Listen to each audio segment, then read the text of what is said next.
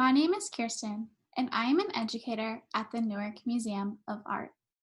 My colleague Jessica and I are going to give a snapshot on the Industrial Revolution through the lens of the Newark Museum of Art's historic 1885 mansion, the Ballantine House.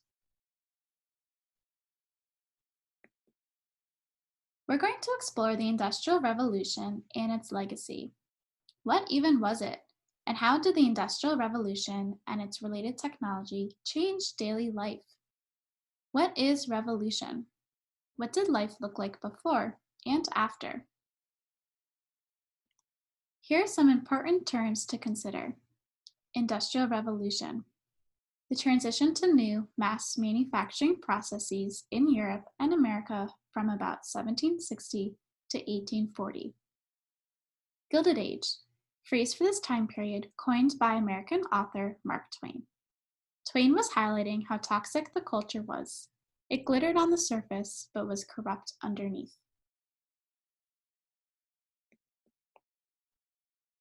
The Industrial Revolution was a global phenomenon that began in Great Britain in the late 18th century and spread across the ocean to the United States. Its impact is still felt today. When you hear the word revolution, what do you think of? Perhaps the Revolutionary War? The Haitian Revolution?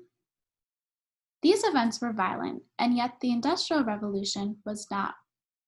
Revolution does not mean war, but it means change. These events greatly impacted the course of history, whether it be through independence, like the American Revolutionary War, or through technological advances, like the Industrial Revolution. These images depict what life was like in Newark during the time period of the Industrial Revolution. On the left, you see women working in a factory, and on the right, you see men loading carriages to distribute goods. These are all happening thanks to the Industrial Revolution. It is responsible for people not working at home. The Industrial Revolution changed the manufacturing process. Before the invention of steam-powered machines that could produce objects on a large scale, Americans would make things at home or in workshops with hand tools and produce a few objects at a time. They would go buy things from neighborhood furniture makers or dressmakers, for example. Wealthier people could afford more expensive objects imported from England, Europe, Asia, or New York City. With the invention of mass production machines, especially after 1870, Americans began to work in large factories, like the textile mills and furniture factories of New Jersey. The economy and the population boomed. By the early 1900s, we now had electricity, telephones, automobiles, airplanes, and much more. Take a second to look around your room. Look for technology that makes your daily life so much easier, and imagine how difficult it would be without it. You may pause the video now.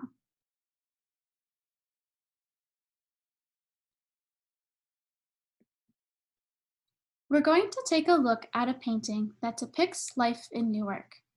Ponder the following. What do you see?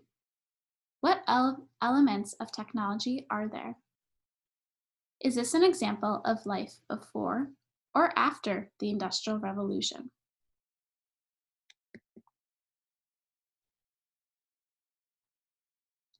This painting is entitled The House and Shop of David Alling and was painted sometime between 1840 and 1850. David Alling's shop was located on Broad Street in Newark. In the early 19th century, before big factories, people worked and lived in the same building, so their shop was next to their home. This image was painted around the same time that the first wave of Irish and German immigrants came to Newark for its job opportunities.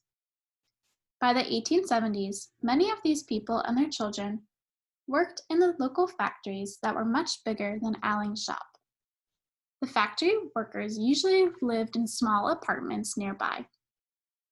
Newark quickly became known around the country for its leather, furniture, jewelry, and beer production. Take a look at the painting. What do you think David Allen produced? Look to the left. Do you see the red brick building? What do you think they used that building for? Look at the people on the street. What do you think their occupations were? What business could they have with David Allen? Do you think these people grew up in Newark or moved to the city for its industry and opportunities? My name is Miss Jess, and I'm an educator at the Newark Museum of Art. As we mentioned, many people immigrated to Newark for industry opportunities throughout the 19th century. One person, Peter Ballantine, moved here from Scotland in 1820. He created the J.P. Ballantine and Company brewery, which he built up with the support of his wife and sons. After Peter and then his eldest son had died, the second son, John, ran the family business and then built the Valentine Mansion in 1885. The family lived there until 1919, and the Newark Museum of Art acquired the mansion in 1937. As a newly rich in a young nation, the Ballantine family and many Americans adopted European ideals of aristocracy. They furnished their mansion with European antiques and art to suggest ancient family heritage and cultural roots.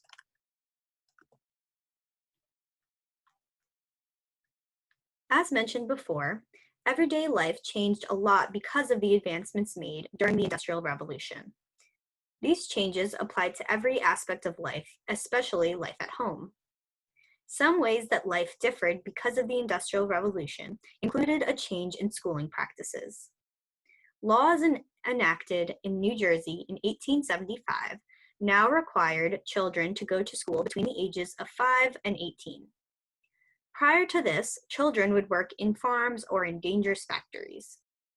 This house showcases a lot of the major changes that happened during the Industrial Revolution. We are going to look at one specific room in order to figure out all of the ways the Industrial Revolution changed daily life.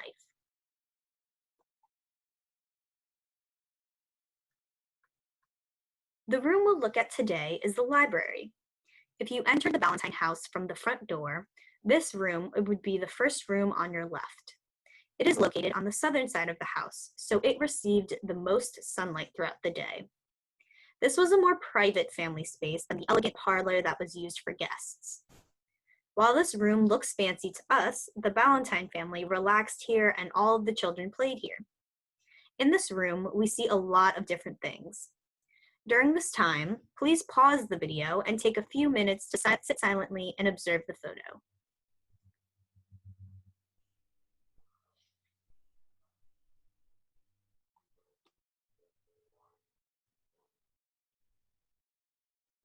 As you look at the library in the Ballantine house, think about or discuss the following questions.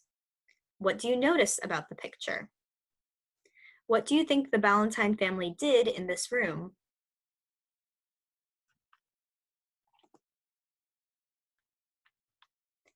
Does this room remind you of one that you have at your home? Have you ever even seen a room that looked like this before? This room was for relaxing, playing games, and possibly for the children to complete their homework. Unlike many children in the 19th century and today, they each had their own room and might have even studied there. We do know that the two older boys had a study on the third floor next to their bedrooms that they probably used as well. Do you have a specific room or place that you complete your homework in?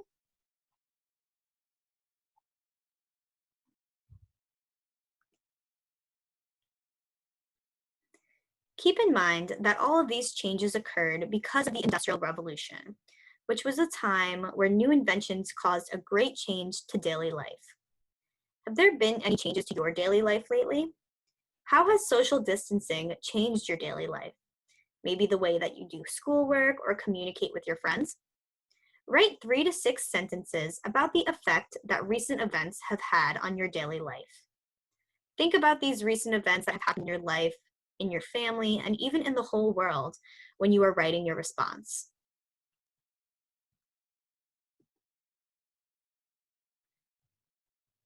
Thank you so much for joining us today on this little snapshot journey of our Industrial Revolution tour. The Newark Museum of Art is a great resource for art and artifacts from all of our collections. Many are on display in our galleries: American Craft, a Newark Museum sampler, Art of the Ancient Mediterranean, Arts of Global Asia, Arts of Global Africa, Ballantine House and Decorative Arts, Native Artists of North America, Seeing America, Early America, The Gilded Age, the Harlem Renaissance, Contemporary American Art, and Global Contemporary. For more information on events such as Art After Dark, Camp, Community Days, and Educator Evenings, please visit our website at newarkmuseumart.org. You can also follow us on Instagram, Facebook, and Twitter at Newark Museum Art. Thank you so much for joining us today.